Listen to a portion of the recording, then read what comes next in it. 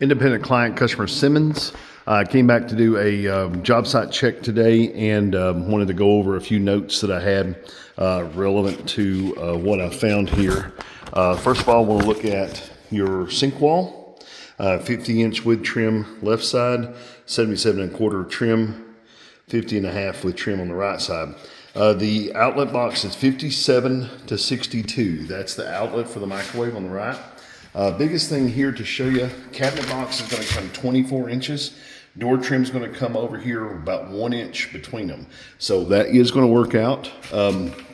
The other thing is this door swings to the inset, swings inside.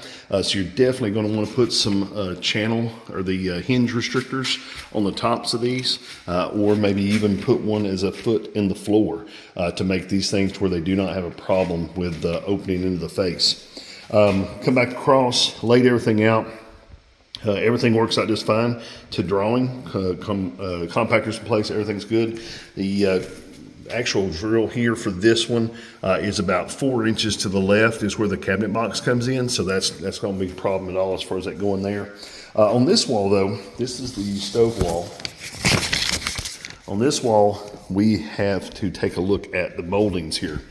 So I seen this little drawing here, and I'm assuming that what they're talking about is maybe the shape of the top of the of all the moldings. On this particular one, I made quite a bit of notes here. When I come down this wall, this is where the cabinet box is going to end. That is where your 3.5-inch door trim with reveal should end, okay? Well, again, they're only about 1 inch between them, just like we had over at the other door. The difference is that here, the door head trim on this one is going to get into the cabinet box. In fact, come to think about it, it will probably do that same thing here. It'll get into the cabinet box. Yes, it would, because of how wide the top trim piece is. Again, 24-inch cabinet box, you've got an inch or so between them. So if you go to do these large pediments, these large head pieces on the tops, like I say, I'm not sure what this is, but it looks like maybe someone discussing the layout of the pieces. Just be real careful, real close. This is where my cabinet box is going to end at. This is where the door trim is. There's only a 1/2 inch or so difference here in these two, and it looks like there's 3/4 of an inch offsets that you guys are doing in your door trims maybe.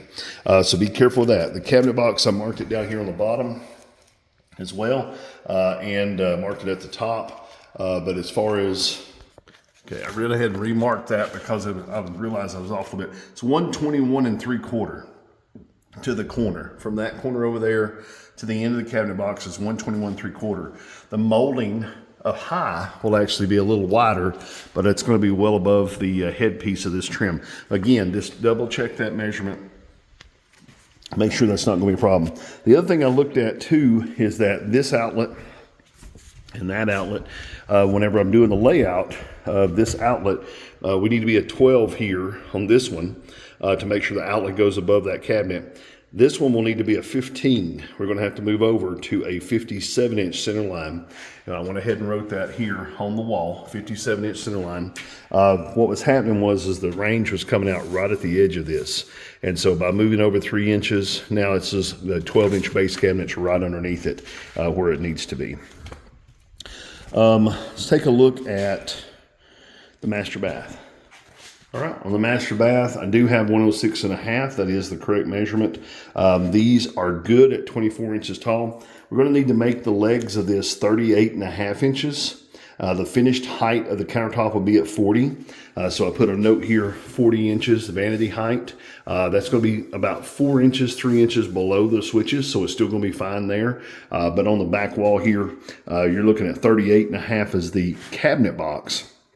So that's this mark here, 38.5. From that mark down to 24, which is that number, you are 3 inches below the bottom line of the plumbing. So we're still good. When we talk about a P-trap, they may end up having to put here an elbow and then come up and then turn with a P-trap. And that's what I'm showing here. This may have to come up and then turn with a P-trap to catch the bottom of your vanities. But no special trap. This should be just fine as far as that goes.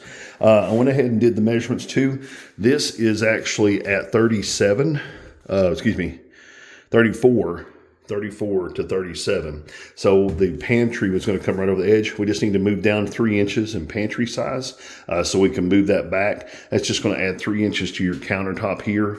No problem. I went ahead and made a note of what to do about that. But it is definitely, the original layout had the pantry coming over the outlet. So having it over here where we need to have it just means that we're going to go 33 inches for the actual pantry in the early linen cabinet inside the master bath.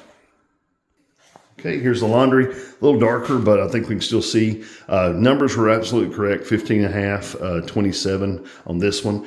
So if you look, cabinet box is going to come within 1.5 inches of the metal of the air return. Same thing over here, about 2 inches within the metal of the air return. As long as this air return is not deeper than 10 inches. The cabinets are 24. The cabinet in front of this is 12. So we had about 2 inches, again, of play. You don't ever want anything to touch the metal. So this box, I'm going to put a note here. Okay, I made a note there, basically right in front of the air hole return, for them to please make the box 10 inches deep, no deeper, and then the width that they need for the air return. I've got cabinet boxes coming to there, and cabinet boxes coming to there. So they should have plenty of room for the metal fold for that. Now, if you take a look over here, no problem with the ledge. We're at 60 inches off the floor there. 60 inches cabinet bottom, and 18 inches deep, overcome some of the ledge thickness. So this is not a problem. Everything works out just fine there. Okay, last place to talk about is the office area. They already have some trim here, which is great. That gives me a typical that I can work off of. So from the corner to the edge, there's where your cab box on the bottom is going to be at. The cab box on the top stops well short, but the cab box on the bottom is going to be right before the molding. Same thing over here. Cab box is right before the molding on the bottom. Again, the upper stops way short, so no problem. The plug layout here is no problem. This, for note for the installer, this is going to be countertop office height, which is about 30 inches all the way across. This window is lower. So when we come in and put our cabinets in, our cabinets are going to come up to about this level above the trim. The customer's going to want to have the countertop notched forward, over, and back, and have the back of that countertop polished because this is going to actually be able to be seen on the other side of the window.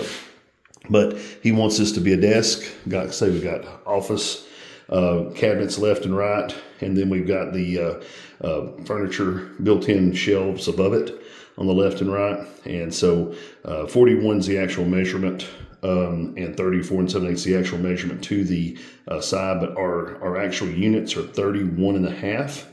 And then over here, the actual unit is 37 and a half. So plenty of room. We can make that margin, adjust that margin. Plenty of room for the headpiece. There's the picture of what we were talking about in there as far as the step outs. 1/4 inch there, 3/4 up there, or 1/2 inch up there. And that's the reason I was just going to be real careful around that cooktop and then there around the side of the refrigerator cabinet. Okay, I believe that's it. If you have any questions at all, feel free to give me a call back, 423-650-1051. Have a great day.